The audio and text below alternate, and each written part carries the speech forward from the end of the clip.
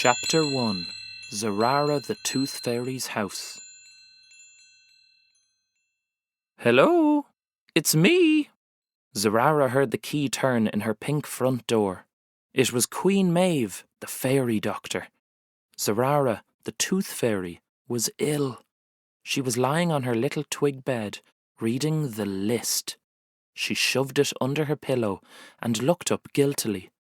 The list had all the names and addresses of children in Galway who had just lost baby teeth. Zarara's strawberry blonde hair was spread out around her face. Her cheeks glowed like shiny red apples. She was so hot that steam puffed out of her ears. Queen Maeve peered down her throat. "As I thought, fairy flu." She gave Zarara 1 spoon of honey herb throat medicine and 1 spoon of wild strawberry fever syrup. She tied a peppermint bandage around her head and put 3 bottles of murky, green seaweed juice beside her bed. "Drink one of these every morning. Stay in bed and you'll be back in the air in no time." Queen Maeve started to pack her bag. Zarara looked at the green bottles and her lip curled. "What's wrong now?" Zarara didn't dare complain about the juices. Well, I took a few days off to get my outfit ready for the party. I've fallen a tiny bit behind with the teeth," she said. "How far behind?" said Queen Maeve. "Maybe a week or 2. She gave a little cough for sympathy. 2 weeks, said Queen Maeve. Zarara could see flames starting to flicker out of Queen Maeve's nose. She leapt under the blankets and pulled them up till only her grey eyes were peeking out. Queen Maeve sighed. "Luckily the teeth store is quite full, but the children will be very upset if they have to wait any longer. I will cure you with dust. Just this once, but what a silly waste." As Queen Maeve carefully unwrapped the precious bottle, Zarara felt her nose begin to itch. Achoo! Just as Queen Maeve pulled out the cork, Zarara did an enormous sneeze and knocked the bottle of dust out of Queen Maeve's hand. It flew up high towards the ceiling. The 2 fairies jumped up and tried desperately to catch it, but it was too late.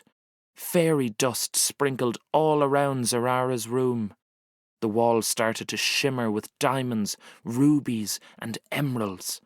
A rainbow arched over their heads. Stars twinkled on the ceiling. Planets and moons circled the ceiling light. The floor became soft, velvety grass covered with herds of little ponies and unicorns. Zarara stepped out of bed and stood on a fat white pony that was munching grass by a sparkling stream. It snorted with surprise and galloped away over the hills with its tail up in the air. The blackout blind started showing the latest Fairywood movie on Fairy Flicks. "Oops," said Zarara, wide-eyed. She put her hand over her mouth to try to hide her delight, her face bright red with excitement. Queen Maeve picked up the bottle and slowly tipped it up. Nothing. It was all gone. She went pale. "Oh, Zarara!" she gasped. "That bottle was meant to last a year. We can't fly or do magic without dust. What if there is an emergency?" said Queen Maeve. "Tomorrow is full moon. All the fairies will need their wings dusted. Now I'm going to have to make another batch before I go to bed. Come on, it's getting late. The sun will be up soon," she said. Zarara gazed longingly at her beautiful room. She wanted to play with the ponies and watch an epic session of Fairy Flicks. Queen Maeve gave her a big hug. "At least your cold got better. Wrap up and come with me. You can't stay here. You need to get a good day's sleep, then it's back to work for you. Cheer up, you can play with Justin." They hurried to Queen Maeve's arched purple front door. Queen Maeve lived in a tall ash tree. She turned the shell handle just as the pink sun rose behind the black mountains. Zarara knew the farmer would be out checking her animals soon.